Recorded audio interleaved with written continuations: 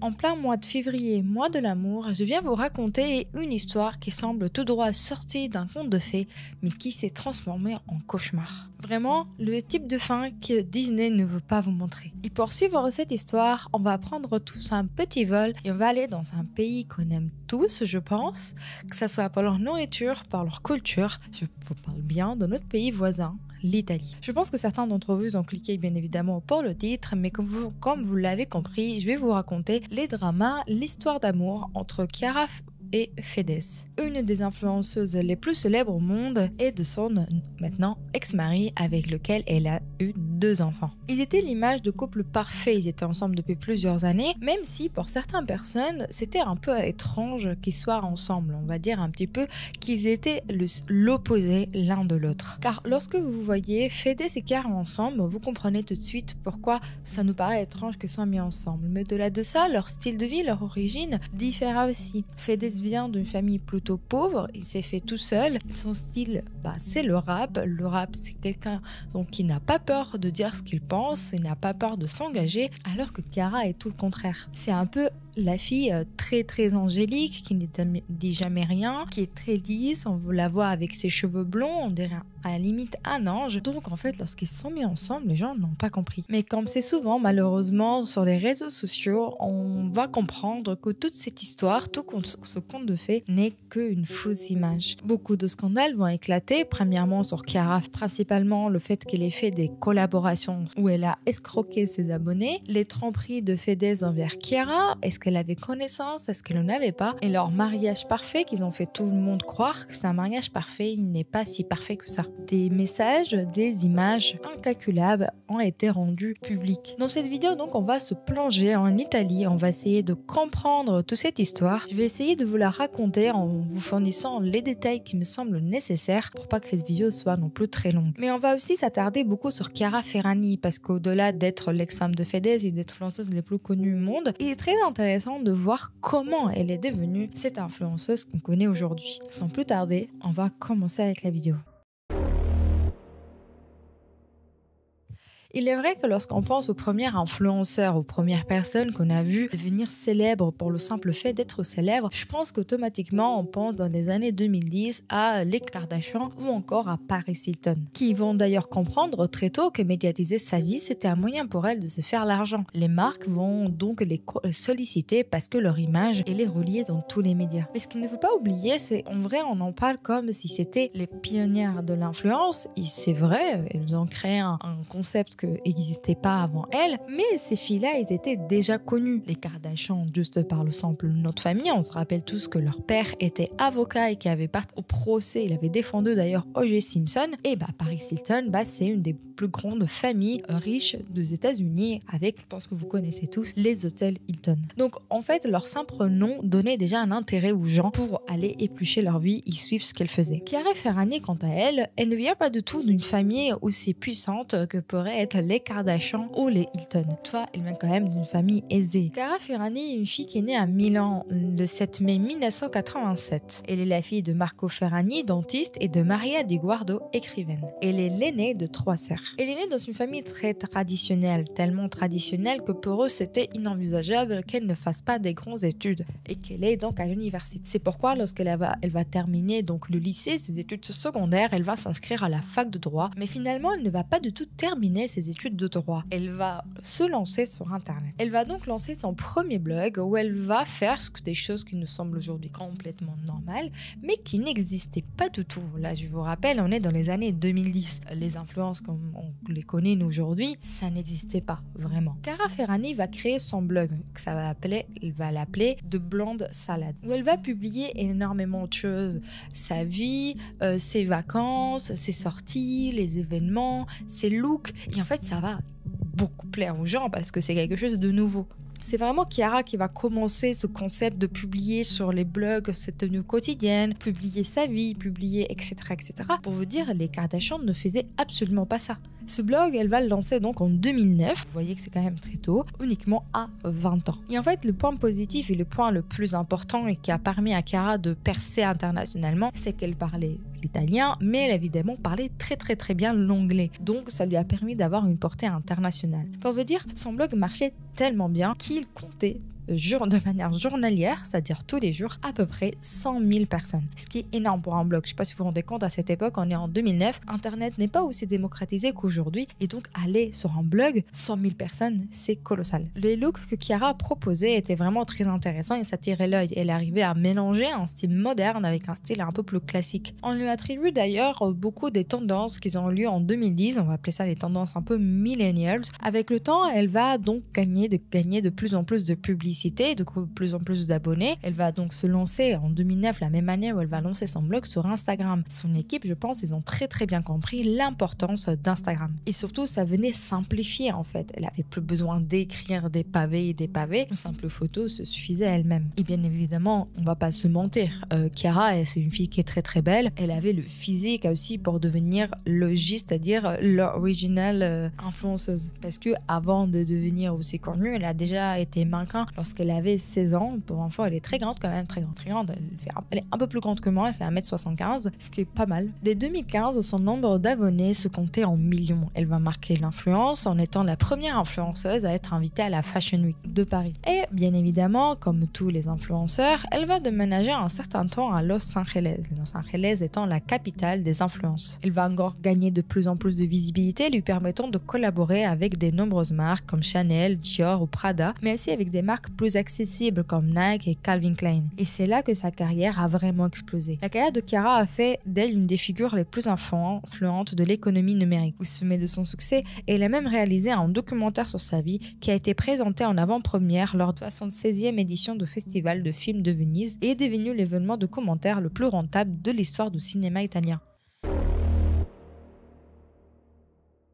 Federico Leonardo Lucia, plus connu sous le nom de Fedez, est un rappeur italien reconnu dans tout le pays. Il est connu pour ses chansons de rap, mais il est également connu et beaucoup plus à l'international suite à sa relation avec Chiara. Fedez est né à Milan le 15 octobre 1989. Il vient de la musique depuis qu'il est tout enfant et il a participé à de nombreux concours de freestyle parce que son style donc c'est le rap. Il va se faire connaître en 2008 en terminant deuxième dans une compétition musicale, ce qui lui a permis de gagner beaucoup plus en popularité en Italie et donc d'avoir bien évidemment des nouveaux contrats. Malgré ça, sa carrière va être marquée énormément par des polémiques. Après, on va se dire un petit peu, son style lui fait aussi avoir souvent des polémiques parce que donc il n'a pas peur de dire ce qu'il pense. Malgré ça, chacun de leur côté avait une carrière plutôt florissante et qui allait vraiment de l'avant. Bien que Chiara, forcément, comme elle était connue internationalement, elle avait beaucoup plus de poids que lui. Leur histoire d'amour va commencer de manière assez cliché, un peu comme un conte de fées, et c'est pour ça les gens trouvent que c'est une histoire d'amour incroyable, est sortie digne d'un conte de fées, digne d'un film. C'est qu'en fait Fedez, dans une de ses chansons, va mentionner Chiara en disant « Le chien de Chiara Ferragni a un nœud Vuitton et un collier plus brillant qu'une veste d'Elton John ». Un détail dans une chanson qui pourrait être pris inaperçu, et en fait finalement ça a pris une ampleur énorme sur Twitter et tout le monde citait Chiara, tout le monde citait Fedez en disant « Regarde,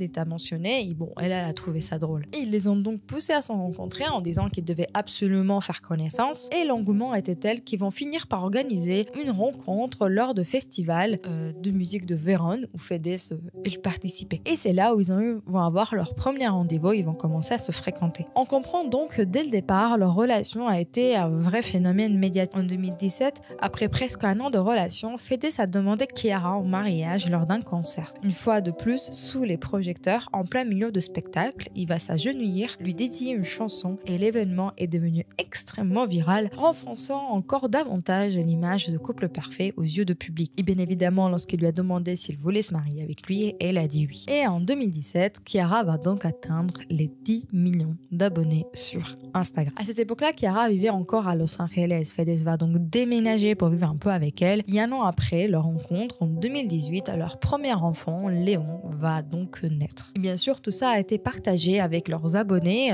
tout dès l'apprentissage de leur grossesse jusqu'à la naissance de leur enfant. L'arrivée de ce bébé a profondément changé leur contenu. Petit à petit, le compte de Chiara est devenu une sorte de family channel. La mode, qui était son sujet principal, est passée un peu au second plan. Beaucoup de nouveaux abonnés ont commencé à la suivre, non plus pour ses looks, mais pour voir la vie de son adorable bébé. Mais donc, finalement, Fedez s'est rendu compte que lui n'avait rien à faire à Los Angeles. Même si Chiara, elle, c'était plus intéressant pour elle parce qu'elle avait une communauté qui parlait anglais, donc une communauté anglophone, Fedez son public était en Italie. Ils vont donc décider de revenir en Italie et s'installer à Milan. Ça leur permet aussi à tous les deux d'être plus proches de leur famille. Quelques mois plus tard, donc en septembre 2018, lorsque l'enfant était déjà né, il était âgé de 6 mois, ils vont décider de fêter leur mariage en Sicile. Une cérémonie qui va devenir extrêmement virale, vraiment un des mariages de rêve. Je mettrai les photos, je vous laisse juger par vous-même. C'est vraiment un mariage digne des mariages royaux britanniques. Littéralement, l'événement était à ce niveau-là. Ce n'était pas juste le mariage de l'année, c'était l'événement dont tout le monde parlait. Des moments sentimentaux, vidéos d'eux en pleurs, des vœux considérés comme les plus romantiques de l'histoire, une perfection totale, un véritable conte de fées. Chiara a changé d'ailleurs 3 fois de robe, toutes signées Dior, ce qui la faisait réellement ressembler à une princesse. Mais cet événement n'était pas uniquement un événement d'amour, mais c'était aussi un moyen pour eux de faire de la communication pour promouvoir leur marque Ferragnès. Elle était omniprésente, même dans les vues de mariage. Et Chiara va donc commencer à lire vraiment un texte extrêmement émouvant à Fedez, où elle va pleurer bien sûr. Et Fedez va citer Charles Bukowski en disant « Les humains ont 2 grands défauts, ne pas arriver à l'heure et ne pas tenir leurs promesses. Je ne peux pas te garantir d'être toujours à l'heure, mais même si j'arrive en retard, je serai toujours là. » C'est fou de penser à quel point leur relation va se détériorer après tout ça. À peine un mois après leur mariage, ils vont se retrouver mêlés à vraiment un scandale, et pour le coup, je pense que les gens ils ont bien raison. Chiara va donc décider, donc un mois après leur mariage, d'organiser la fête d'anniversaire de Fedez dans un carrefour. Pour elle, c'était sans doute une façon amusante de vivre une vie normale, c'est-à-dire où les gens vont faire des courses normales à Carrefour, mais ça a vraiment été vu comme un insulte aux gens qui étaient ordinaires, aux citoyens normaux qui n'ont pas la vie de luxe qu'elle a. Lorsque on voit les photos, les invités ont commencé à jouer avec la nourriture, à poser avec des fruits et légumes, à faire des courses dans les rayons comme c'était un truc vas-y on va jouer les pauvres. Ça me fait un peu penser à même la sœur de Chiara, Valentina, va participer à tout ça en postant des photos sur Instagram dans le rayon café. Et je suis complètement d'accord avec les gens qui sont insurgés. On parle des gens qui ont des millions et des millions d'euros et qui s'amusent à jouer aux pauvres. On est où là en fait? Ça se fait pas. Sincèrement, toute l'Italie, elle a été choquée par ce comportement complètement déconnecté de la réalité. Parce qu'il ne faut pas oublier qu'il y a certaines régions en Italie où les gens sont extrêmement pauvres. Si elle et son mari, ils ont eu la chance d'avoir cet argent et d'avoir ce type de vie, ça ne signifie pas qu'ils doivent se moquer des autres. Puis en 2020, la pandémie va donc arriver. Et paradoxalement, c'est un peu là, à ce moment-là aussi, où leur popularité va exploser. Les gens, ils avaient beaucoup plus de temps et donc ils passaient énormément de temps sur les réseaux et ils ont commencé à accumuler plusieurs millions de vues. Chiara et Fedez vont donc se mobiliser, ils vont donner 100 000 € aux hôpitaux. Ils vont également mobiliser leurs abonnés et résultat, ils vont réussir à récolter 4,5 millions d'euros. Et là, je pense que les Italiens, ils sont aperçus, ils se sont rendus compte de l'importance, pas vraiment de l'importance, mais du pouvoir qu'ils avaient vraiment ces célébrités, ces influenceurs, où en fait t'avais des gens qui n'étaient pas du tout le gouvernement qui tenaient leurs promesses, alors que pour eux le gouvernement tenait pas leurs promesses, et que donc en fait ces influenceurs, ils avaient vraiment un réel pouvoir à jouer. En 2021, Chiara va donc annoncer qu'elle est enceinte à nouveau d'une fille qu'elle va nommer Victoria. Elle va bien sûr documenter tout ce qu'elle a eu depuis le moment où elle a appris qu'elle était enceinte jusqu'à l'accouchement. Le sujet, c'est que Chiara et Fedez ne se contentaient pas uniquement d'exposer leurs enfants, ils exposaient toutes leurs relations de couple. Ils partageaient tout, leurs disputes, mais aussi leurs relations et leurs moments les plus heureux. C'est pourquoi lorsqu'ils vont annoncer en 2021 la sortie de leur télé-réalité sur Amazon Prime, beaucoup d'Italiens se sont dit mais pourquoi faire? Ils vont nous montrer quoi de plus ce qu'ils nous montrent déjà. Et effectivement, ça n'a pas percé de fou parce que les gens, tout ce qu'ils voient sur Instagram, ils n'ont pas besoin d'aller sur Amazon pour voir ce qu'ils ont. Ils exposent déjà tout. Et bien sûr, comme ils montraient tout, ils montraient aussi leur vie de rêve pour certaines personnes. C'est-à-dire, on parle des gens qui louaient des manoirs, on parle des gens qui ont des chauffeurs privés, qui ont des cuisiniers privés. On parle de Chiara qui a des nounous pour s'occuper de ses enfants, qui ont des femmes de ménage. Je veux dire, c'est des gens qui ont énormément d'argent. Et donc, bien sûr, les gens, ça les fait rêver d'avoir un peu cette vie-là, ou on peut s'imaginer avoir cette vie-là. Toutefois, une des principales différences entre l'émission de Chiara Fedez et par exemple les émissions qu'on peut connaître des Kardashian, ce qui est très bizarre, c'est qu'en fait ils vont avoir recours à un psy pour le couple. Ça va être filmé, c'est-à-dire que les caméras vont être dans le cabinet thérapeutique de psychologue. Et en fait, tout va être filmé. On ne voit pas le visage du thérapeute et je pense qu'il a bien fait de ne pas montrer son visage parce que je ne comprends pas comment un thérapeute peut accepter d'avoir des caméras dans son cabinet lorsqu'il bosse. Je veux dire, c'est pas censé être confidentiel. Et honnêtement, ça n'a rien apporté. C'est même genre un peu inutile d'avoir ça. Ça n'a vraiment rien apporté dans l'histoire. Et franchement, tout ce que le thérapeute disait, je ne suis pas thérapeute moi-même, mais mon Dieu, c'était des red flags. En fait, il faisait comme si tout allait bien. Et je trouvais qu'il défendait énormément Fedez en disant à Chiara, mais regarde, il t'aime, et c'est sa façon d'être, il faut que tu l'acceptes comment il est. Non mais ok, mais le mec, il est quand même un peu violent avec sa femme, et toi, tu prends sa défense. La différence aussi avec les Kardashians, c'est qu'en fait, Chiara, elle a fait son image sur une fille qui ne fait pas de scandale, une fille qui sourit, qui est toujours une fille qui est lisse. Et en fait, quand on voit les images, quand on voit les rushs de ce qu'ils ont, de la télé-réalité qu'ils proposent, en vrai, ils n'ont rien à voir. Fedez est vraiment pas du tout dans ce sens-là, il est pas du tout dans cette démarche. Lui, c'est quelqu'un qui fait du rap, qui est tout le temps dans l'opposition. Je ne comprends même pas comment ils sont ensemble, quoi. Bah, du coup, ils sont plus ensemble. Par exemple, il y a un épisode de Noël où Fedez va donc se déguiser en Père Noël pour surprendre son fils. Et elle voulait faire des photos mignonnes, et lui, il ne va faire que faire des photos sexy. Déjà, je trouve ça un petit peu bizarre de lécher les trucs à ta femme en fait des caméras et sachant qu'il va être partout dans le monde. C'est un peu bizarre, mais ok. Il y a un autre exemple là aussi, par contre, ça, j'étais un peu ok. C'est-à-dire que ils fêtent la Saint-Valentin. Chiara, elle demande à Fedez, c'est leur combienième Saint-Valentin. Il lui dit 3, il dit bah non, 5. Déjà, c'est la mère des enfants. Comment tu sais pas quelle date tu t'es mis à sortir avec elle? Il lui dit, ça te rappelle de notre première Saint-Valentin? Elle lui dit oui, on l'a fait à New York dans un resto, à un hôtel. Et elle lui dit oui, et tu m'as fait pleurer ce jour-là. Mais déjà, what the fuck? Genre, un peu passif-agressif, hein.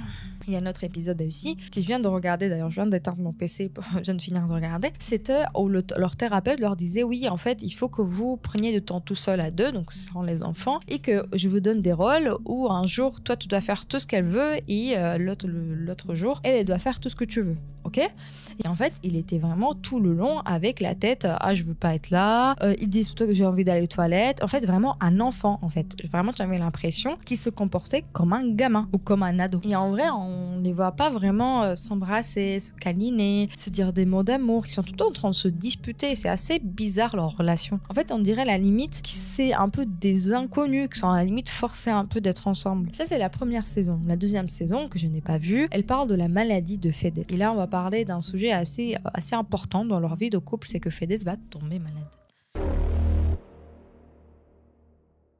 Fin mars 2022, Fedez a révélé qu'il était malade et qu'on lui avait diagnostiqué une tumeur au pancréas, un cancer extrêmement rare mais qui avait été détecté à temps. Cependant, il devait subir une intervention chirurgicale très compliquée et un processus de récupération délicat. Chiara était avec lui tout au long du processus. Elle était vraiment assez adorable. Elle l'embrassait, le réconfortait, l'encourageait. D'ailleurs, c'est le premier anniversaire de leur fille quand ils étaient à l'hôpital. Il n'est même pas allé la voir. Elle est restée avec lui tout le long pour qu'on voit à quel point elle le soutenait et à quel point elle a tout donné pour lui. Et bien sûr, Chiara documentait chaque instant. Il ne suffisait pas que ça soit sur Amazon, mais elle mettait ça sur TikTok, sur Insta, etc., etc. Et en fait, apparemment, ça a agacé pas mal Fedez, ce que je peux tout à fait comprendre là pour le coup. Il a même mis une story en disant merci à tous ceux qui ont été là pour moi, contrairement à des autres qui ont profité pour faire des TikTok. Il va supprimer automatiquement sa vidéo. Mais moi, je comprends pas comment ça se fait qu'il ne lui ait pas tout simplement parlé. C'est sa femme, non, je sais pas, en lui disant écoute, arrête de mettre des TikTok, ça m'énerve, je suis malade, vraiment, arrête de poster et au pire, on aura les rushs sur Amazon Prime. Et en vrai, ça aurait réglé la solution ici. Alors que le simple fait de prendre ça et le poster en story, ça fait un peu vraiment une réaction d'adolescent, quoi. Il y a aussi un autre élément, c'est que malgré le fait que Chiara, elle a été là pour lui tout au long de sa maladie, dans le post de la story qu'il a fait, qu'il a supprimé après, il ne l'a jamais remercié. Il n'a jamais dit merci d'avoir été là pour moi, merci de m'avoir soutenu. Voilà, je sais pas, je veux dire, c'est ta femme, c'est le minimum, c'est de la remercier aussi, d'être là pour toi, d'avoir sacrifié autant de choses pour toi. Vous allez me dire, c'est normal, mais je suis même pas sûre que si elle aurait été malade, lui, il aurait fait tous ses efforts pour elle. C'est là où je dis qu'il aurait dû au moins la remercier. Et aussi, il est bien drôle de dire donc qu'il voulait pas être famous sur TikTok, etc. Il était quand même payé pour apparaître dans les vidéos d'Amazon Prime, donc pour la télé-réalité. Je suppose donc que par 1000 caméras, je vois pas en quoi un téléphone en plus te dérange, quoi. Mais bon, après, écoutez, chacun a son truc. La série va durer que 2 saisons. Elle a eu des avis très négatifs de la part du public. Ils vont faire par contre une dernière émission, une émission spéciale en septembre 2023 qui parlait de l'événement de Sanremo. Le festival de la chanson de Sanremo est l'événement musical le plus important d'Italie. Il a été créé en 1951. Il reste l'un des programmes les plus regardés de la télévision italienne. Sa retransmission est très attendue car le festival suscite toujours des controverses, une forte anticipation quand est-ce qu'il va se passer durant ces journées. Toute l'Italie s'arrête pour le regarder. On pourrait un peu le comparer au Super Bowl ou quelque chose du style. Avant 2020, c'était un événement pour les personnes plutôt âgées. Mais ensuite, ils l'ont modernisé et dans cette même modernisation, pour l'édition de 2023, ils ont voulu attirer le public plus jeune, on peut dire. Et c'est pour ça qu'ils ont invité Chiara à présenter les 5 jours de Sanremo en 2023. Être invité en tant qu'artiste ou présentateur, c'est vraiment une énorme opportunité pour tous les artistes italiens et un grand honneur aussi. Dans cet épisode d'ailleurs très spécial, on voit que Chiara prend vraiment ça extrêmement au sérieux, c'est l'opportunité de sa vie. Et pour être juste, c'est vrai qu'elle ne s'est jamais présentée à la télé, donc là c'est vrai que sa première apparition sur la télévision, elle doit être nickel, parce que bien évidemment la population qui te regarde sur Insta n'est pas du tout la même qui te regarde sur la télévision. Donc c'est son opportunité aussi pour montrer à l'Italie entière que ce n'est pas juste un beau visage, une influenceuse en carton, mais qu'elle avait des engagements. Et un de ces engagements, c'était de faire passer des positions féministes. Et c'est tout honneur à elle. Elle va passer des mois à concevoir ses tenues avec énormément de messages. Chaque tenue qu'elle va proposer, elle va être extrêmement bien choisie. La première nuit, elle portait une robe avec dans le dos des lettres où on disait « Considère-toi libre ». Une autre robe qu'elle va proposer, c'est une robe qui va être un peu en transparence, donnant l'impression qu'elle n'était nue alors que ne l'était pas. C'était pour montrer que le corps féminin n'a rien de mal. Elle va prendre ça tellement au sérieux qu'elle va même engager des coachs pour l'entraîner, pour qu'elle puisse avoir une présence sur scène, pour savoir parler, bien savoir se positionner. Parce que c'est pas quelque chose d'inné, c'est vraiment un travail à faire. Mais malheureusement pour les Italiens, ça allait trop loin, c'était pas si important que ça. Moi, je suis pas forcément d'accord avec eux, je pense qu'elle a bien fait, que s'il ne l'avait pas fait tout ça, on lui a reproché de ne pas avoir correctement préparé ou aussi de ne pas avoir eu un engagement, que ce soit politique ou autre, sur la scène, parce que du coup, on invite que les influenceurs un peu vite. Elle a pris le risque, je pense que son risque était bien, de au moins garder, de rester en souvenir comme quelqu'un qui a marqué, qui a apporté un message sur la scène. Mais malheureusement pour elle, sa participation au festival va être éclipsée par une grosse polémique et la polémique concerne son mari Fedez.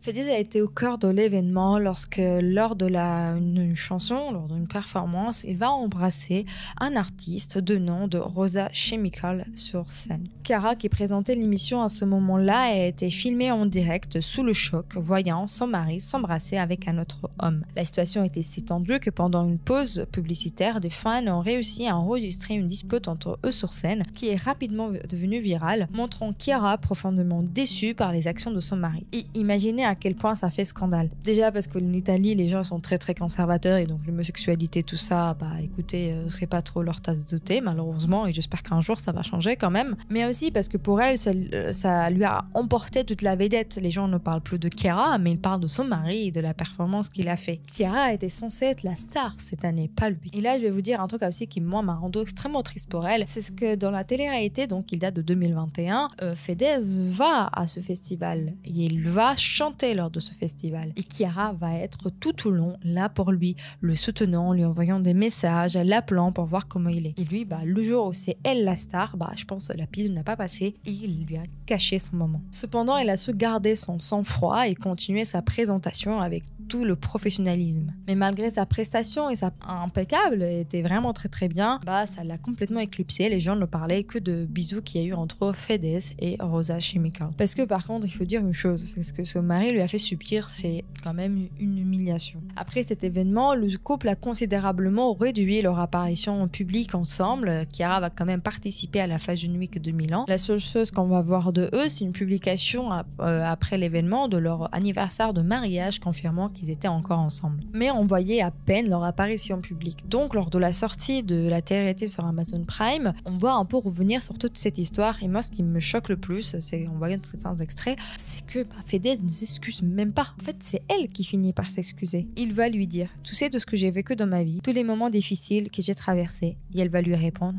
oui, je comprends. Et ils font comme si de rien n'était. Il ne s'est même pas excusé pour le comportement qu'il a eu. C'est vraiment dans cet épisode où on peut lister tous les red flags. Je me suis pas tapé l'épisode, mais j'ai regardé des résumés. Tous les red flags de Fedez. Et sincèrement, je ne comprends pas comment Chiara a pour rester dans cette relation, parce que même au-delà de scandale qu'il y a eu, comme je vous disais, j'ai regardé quelques épisodes de la télé-réalité. Je ne comprends pas comment elle est restée avec lui. Le mec, vraiment, il n'en a rien à faire. Et on reviendra un peu plus tard sur les raisons qui l'ont poussé à rester, mais on voit vraiment que chacun a son monde et en fait ça va pas. Et le pire, je pense, c'est qu'on apprend que Fedez avait planifié ce moment-là. Il avait planifié ce bisou avec Rosa Chemical sans même pas lui dire. Rosa Chemical va dire qu'il avait passé de temps avec Fedez avant le festival et qu'ils en avaient parlé de ce bisou. Ce n'était pas du tout quelque chose de spontané, mais c'était quelque chose de prémédité. Et lors d'une des séances qui vont être diffusées donc dans la télé de Chiara, elle va déclarer: cette semaine-là, j'étais très nerveuse à l'idée que quelque chose qu'il fasse puisse me déstabiliser. Je lui ai demandé d'être là pour moi, sans rien faire qui puisse me perturber. Je voulais le voir heureux et fier de moi, qu'il me soutienne, comme je l'ai fait tant de fois pour lui. Il m'a promis qu'il le ferait, mais ce n'est pas ce qu'il a fait. Qu'il fasse ce qu'il veut en tant qu'artiste. Je respecterai toujours sa liberté en tant que compagnon de vie. Je voulais juste son soutien. Ce qui me fait le plus mal, c'est que la personne qui devait me rassurer m'a encore plus inquiétée. Je ne pense pas qu'il ait compris à quel point ça m'a blessée. Le fait de savoir que c'était planifié a doublé ma douleur. J'étais émotionnellement détruite, triste et déçue. Je me suis demandé si cette émotion allait me submerger devant 12 millions de téléspectateurs, ou si je devais disparaître un instant. Mais je ne me le serais jamais pardonné, car je devais être professionnelle. C'est très difficile de remonter sur scène avec une sourire sans trembler, mais je suis fière de moi d'y être parvenue. Tout au long du festival, même après la finale, j'ai ressenti beaucoup d'amour autour de moi, sauf venant de lui. Et ça a été très dur à accepter. Il ne s'agit absolument pas de baiser, que ça soit clair. Ce n'est pas parce qu'il a embrassé un homme, il peut embrasser qui il veut, il l'a déjà fait auparavant. Et Fedez va répondre: ce qui m'inquiète, c'est le mal que je t'ai fait. Peu importe, c'était l'un des moments les plus importants et intenses de ta carrière et je l'ai gâché. C'est indéniable, inutile de le nier. Et c'est vraiment le mec, vous voyez ce qu'il dit, il évite l'excuse, il ne s'excuse pas, il dit: oh oui, je sais que je t'ai fait mal, mais il dit pas: je suis désolé de t'avoir fait mal. Et c'est vraiment un comportement je suis pas là pour faire de la psychologie à 2 balles, mais vraiment j'ai l'impression que Fedez il pense qu'à lui, il est narcissique, c'est lui et les autres après. Et en fait, je ne pense pas qu'il ne s'est pas aperçu de l'importance que ce baiser allait avoir, parce que je pense qu'il le savait très bien. Comme je vous disais, il a l'habitude de ce type d'événement, il sait à quel point ce type d'événement il est important, mais je pense qu'il avait besoin de se mettre en avant. Fedez, c'est vrai que c'est un artiste qui est très connu. Moi, j'ai beaucoup écouté ses musiques avant. J'adore ses chansons, etc., etc. Mais c'est le mari de Chiara. Et comme je vous disais, Chiara est internationalement connue. Même si en Italie, Fedez garde son rôle de il est rappeur, il est musicien, à l'international, les gens le connaissent parce que c'est le mari de Chiara, pas parce que c'est Fedez. Comme maintenant, c'est elle qu'elle va présenter l'événement le plus important de l'Italie, je pense que ça n'a pas passé. Et je trouve que ça montre aussi à quel point tu n'aimes pas la personne. C'est-à-dire que quand ton partenaire ou ta partenaire fait quelque chose d'aussi incroyable, t'es là pour le soutenir, pas pour être jaloux et essayer de lui cacher son moment. Il s'est ensuite justifié en disant que son comportement était dû aux médicaments qu'il prenait pour contrôler son cancer de pancréas. Et c'est tout. C'est juste ça qu'il a dit, c'est juste son excuse. Après toutes les humiliations que Fedez lui a fait subir lors du festival de Sanremo en 2023, on aurait pu croire que ça s'arrêtait là et que Chiara allait reprendre la pente, mais malheureusement, les scandales ne vont faire qu'empirer. Le 15 décembre 2023, soit environ 2 mois plus tard, les autorités italiennes annoncent qu'elles enquêtent sur Chiara pour publicité mensongère et fraude. Il se trouve qu'un an plus tôt, pour Noël 2022, Chiara avait fait une collaboration avec une marque de pâtisserie appelée Balonco pour lancer une édition spéciale d'un gâteau traditionnel à Noël en Italie, le Pandoro. La seule différence avec un Pandoro classique, c'est qu'ici, à la place d'avoir de sucre blanc, il y avait de sucre rose. Et un logo en forme d'œil, le logo de la marque de Chiara. Chiara a reçu d'ailleurs une compensation d'1 million d'euros pour faire la promotion de ce produit, et bien sûr elle l'a promu dans tous ses réseaux sociaux. 1 million d'euros, c'est quand même énorme, je sais pas si vous vous rendez compte, c'est énorme. Et en fait, normalement il y avait un contrat qui était conclu, c'était qu'une partie des ventes allait partir pour soutenir des causes caritatives. Mais en Noël 2023, les policiers, une enquête va montrer que en fait les pourcentages de ventes qu'on promis et qu'on m'avait promis l'équipe de Chiara avaient simplement fixé, il me semble, 50 000 euros qu'elle allait donner en amont avant même même donc la vente. Comme dès le départ, ils n'avaient pas du tout prévu de donner les bénéfices de la vente aux offres caritatives, ils ont dû donner 50 000 balles. On se rappelle quand même que Chiara a pris 1 million d'euros pour faire la pub. Tu m'étonnes que les gens soient vénères. Et surtout que les bénéfices de l'opération se chiffraient en plus en millions d'euros. Parce que les gens n'ont pas allé acheter ce Pandoro parce qu'il était rose et parce qu'il y avait la marque de Chiara. Les gens se sont dit, ok, de toute façon, moi j'en ai besoin un. Je vais payer un plus cher et faire une bonne action pour aider les gens. Une bonne action pour Noël. Ils ont en fait capitalisé sur ça. Les autorités donc ils vont fixer des amendes. Belinco doit de payer 420 000 euros et Chiara a été condamnée à payer 1 million d'euros. Imaginez l'ampleur du scandale en Italie. Les gens déjà qui ne l'apprécient pas trop, ils cherchaient le meilleur moyen de la faire tomber. Et là, ils ont été servis. Et sincèrement, je pense qu'il n'y a pas meilleure façon de ruiner sa réputation que d'escroquer des enfants. Chiara va publier une vidéo de pseudo-excuses qui n'a vraiment pas servi. Et c'est fou en fait comment à chaque fois qu'un influenceur, une célébrité doivent mettre des excuses, je sais pas pourquoi ils sortent tous démaquillés, avec le visage fatigué, avec les yeux rouges, comme si allaient nous attiser notre pitié. Et je pense que c'est ça, c'est une stratégie marketing pour attiser notre pitié. Chiara va déclarer: bonjour à tous, j'ai toujours cru que les plus chanceux avaient la responsabilité morale de faire le bien. Ce sont les valeurs qui ont toujours guidé ma famille et que nous essayons d'inculquer à nos enfants. Nous apprenons à nos enfants que tout le monde peut faire des erreurs, mais que lorsqu'elles arrivent, il faut essayer de les réparer. C'est ce que je veux faire maintenant, demander pardon et poser un geste concret. Et elle va donc dire qu'elle va donner 1 million d'euros à des actions caritatives. Mais le mal, il était déjà un peu fait. Elle va perdre suite à ce qu'on appelle le Pandoro Gate. 1 million d'abonnés, elle garde quand même, ça va, elle a 28 millions d'abonnés sur Insta, je pense qu'elle va s'en remettre, mais quand même. Le coût financier va être encore plus rude lorsque des marques connues comme Coca-Cola, etc., vont se distancier d'elle. D'ailleurs, Coca-Cola avait prévu une publicité avec Chiara en 2024 qu'ils vont annuler suite à tous les scandales qu'il y a eu autour d'elle. Après avoir disparu sur les réseaux pendant un certain temps, elle est revenue en février 2024 avec un message de remerciement à ceux qui l'avaient soutenue. Pour marquer son retour, elle a accepté un interview avec le journaliste Fabio Fazio le 3 mars où elle a essayé de redonner son image. Elle a insisté de nouveau sur le fait que tout cela avait été un malentendu et que son intention n'avait jamais été d'escroquer qui que ce soit. Elle a également mentionné ses dons pendant la pandémie comme preuve qu'elle avait toujours aidé les plus démunis. Mais l'interview ne s'est pas uniquement concentrée sur le Pandoro Gate, elle a également abordé les rumeurs de séparation avec Fedez. Lorsqu'on lui a demandé s'ils étaient toujours ensemble, elle n'a pas confirmé la rupture, bien que la relation soit déjà terminée. Celle-là ne lui convenait pas d'admettre ça à ce moment-là, car son image était déjà trop endommagée. Une séparation ne ferait que renforcer la narration selon laquelle sa vie parfaite se décomposait. Cependant, c'est en avril que Fedez va annoncer leur séparation sous un post et il va dire: Chiara et moi avons traversé des moments très difficiles. Cela a été 3 années très compliquées et malheureusement, nous n'avons pas tenu. Les gens, ils ont commencé à demander des explications, bien sûr, lorsque tu étales toute ta vie, toute ta relation, tous tes problèmes, tous tes bonheurs de couple, les gens, ils ont vu maintenant, ils veulent des explications. Après leur séparation, Fedez va commencer à sortir avec des filles beaucoup plus jeunes que Chiara. Il va s'en complètement foutre d'elle, de tout, en fait. Il va faire sa vie. Et il va lui interdire d'ailleurs de montrer ses enfants sur les réseaux sociaux. Ce n'est pas qu'il se soucie de ses enfants. Il ne se soucie pas du tout des enfants. C'est juste qu'il a compris, après des longs mois d'ailleurs, parce que leur divorce a quand même duré 10 mois, que en fait, si Chiara pouvait montrer les enfants sur les réseaux, ça allait lui permettre de plus facilement redonner son image. Et donc, il s'est dit non, t'as pas le droit de montrer les enfants. Ils vont conclure également à une garde partagée, c'est-à-dire que tous les deux vont avoir autant le droit de voir les enfants le même temps. Et s'ils s'intéressaient sincèrement un minimum à ses enfants, ils ne se mettraient pas à sortir avec des filles aussi jeunes pour humilier un peu la mère de ses enfants. D'ailleurs, dans une des vidéos où on le va parler, il dit quand même qu'ils sortent avec Chiara uniquement grâce à leur chimie sexuelle. Je veux dire, quelle façon de réduire la mère de tes enfants. Je sais pas, ça me paraît lunaire qu'il ait osé dire ça et comment ça les gens ne sont pas tombés dessus. Chiara, de son côté, elle va commencer une nouvelle relation avec un homme qui s'appelle Giovanni Tronchetti Povera. J'espère que je prononce bien, je suis vraiment désolée. Et l'un des hommes d'affaires les plus riches d'Italie. Un journaliste nommé Fabrizio Corona va lancer une vidéo YouTube où il expose des infidélités de Fedez en lui accusant d'avoir une double vie pendant qu'il était en relation avec Chiara. Et là, on va se lancer, je pense, dans l'histoire que vous connaissez tous. On va revenir un peu sur Fabrizio Corona. C'est une figure qui est assez controversée en Italie, donc le fait qu'il soit celui qui a révélé toute cette supposée W de Fedez le rend encore plus choquant. Si ce que dit Fabrizio est vrai, le mariage de Chiara et Fedez aurait été une farce depuis le départ. Il aurait, depuis 2018, une relation avec Angelica Montini, une créatrice de mode à Milan qu'il aurait rencontrée avant Chiara.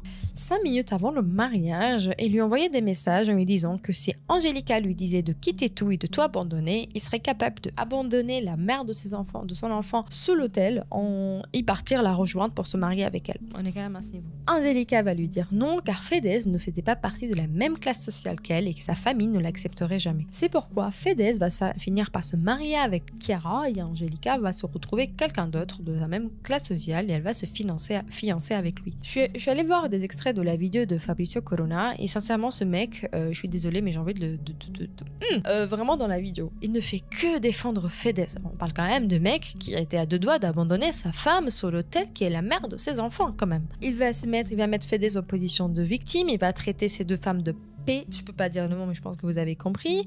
D'un côté il va accuser Chiara de l'avoir menée dans cette vie médiatique, de l'avoir obligée à s'engager alors qu'il ne voulait pas, de l'avoir mis dans un engrenage. Je suis désolée. Fabrizio il a je sais pas quel âge, il est 89 donc il a 35, bientôt 36, bientôt 37 ans, 38, putain je sais plus, je suis nulle en maths mais bref il a plus de la trentaine, quasiment la quarantaine. Vous allez pas me faire croire que c'est quand même un rappeur qui a l'habitude des dramas, qui a l'habitude de dire tout et n'importe quoi, de s'en contrefoutre tout ce que les gens pensent. Il n'était pas capable de dire non à Chiara. Je suis désolée, mais en plus, c'est bien drôle, mais lui qui dit que Chiara l'a exposé, etc. Fedez, il avait un podcast, il faisait des lives sur Twitch, il était déjà exposé, il n'avait pas besoin de Chiara pour qu'elle l'expose. Il va lui-même reprocher à Chiara de lui avoir provoqué une tumeur. Est-ce que vous vous rendez compte du délire? Il dit que c'est à cause de Chiara, parce que cette tumeur cause de stress, c'est à cause de stress, et c'est pour ça il a eu une tumeur. Je suis désolée, mais non. Fedez, Fabrizio va aussi montrer les messages que Fedez a envoyés à Angelica pendant qu'il était dans son lit d'hôpital en disant que pour lui en ce moment-là il n'y avait rien qui comptait à part elle et ses 2 enfants, pendant que Chiara était là avec lui, le soutenir dans les pires moments de sa vie. Et sincèrement, à la limite, c'était à la limite de l'harcèlement ce qu'il lui faisait subir Fedez. Il lui faisait souvent des blagues, ce qu'il considérait des blagues pour la faire tomber par terre, pour un peu l'humilier en public. Je pense que quand t'aimes une personne, tu lui fais absolument pas de tout subir ça. Et c'est vraiment malaisant de voir comment elle est là. Elle subit, la pauvre, je pense elle était sincèrement amoureuse de lui pour avoir fait quand même 2 enfants avec lui, mais lui ils en contrefoutait. Et sincèrement la vidéo de Fabrizio, je m'en fous, là je donne mon avis, je pense que ce mec c'est vraiment un misogyne, je suis désolée, il est misogyne à gogo, d'ailleurs il a même été condamné, il est allé en prison, je sais plus s'il est allé en prison, il a juste été condamné à une peine de prison avec sursis, je sais plus, pour avoir faire chanter des célébrités, sinon il allait diffuser leurs photos intimes. Super le personnage. La version de Chiara sur cette histoire, c'est qu'en fait elle a pris la tromperie de son mari, mais qu'elle a essayé de maintenir la tête haute pour protéger sa famille et notamment ses enfants. Mais elle va parler aussi dans comment elle a subi en coulisses toute cette souffrance et toute cette trahison. Et quand elle va découvrir, d'ailleurs, c'est ça je pense la différence avec Fedez, lorsqu'elle va découvrir que Fedez l'a trompée, que Fedez va lui dire au téléphone que le jour de leur mariage, il voulait être avec Angelica et pas avec elle. Je sais pas ce que vous dire, c'est... je ne peux même pas imaginer la douleur qu'elle a subie. Elle n'a pas utilisé cette histoire pour se faire passer pour la victime. Elle a essayé de tenir bon pour protéger ses enfants de tout ça. Et parce que Fabrizio l'accuse Chiara d'utiliser cette histoire pour se faire passer pour la victime. Mais en vrai, c'est pas du tout elle qui a utilisé cette histoire pour se faire passer par la victime. C'est Fedez qui utilise cette histoire pour se faire passer par la victime. Et Chiara n'a pas d'autre choix que se défendre. Bien évidemment qu'elle va parler de cette histoire pour dire que c'est pas de sa faute et que c'est lui le problème. Fabrizio va aussi insinuer, et Angelica aussi, que Chiara était au courant de cette relation. Et je pense, c'est juste mon avis, que peut-être elle se doutait que son mari l'a trompée, et je pense qu'elle se doutait qu'il l'a trompée depuis plusieurs années. Mais il y a plein de couples où la personne sait que son mari la trompe, mais pour le bonheur de ses enfants, pour pas subir un divorce, parce que du coup, elle va dire que ses parents ils sont divorcés, elle a mal vécu, elle a pas envie peut-être de faire vivre ça à des enfants, elle va faire profil bas. C'est Fedez juste qui n'a pas su comprendre ça.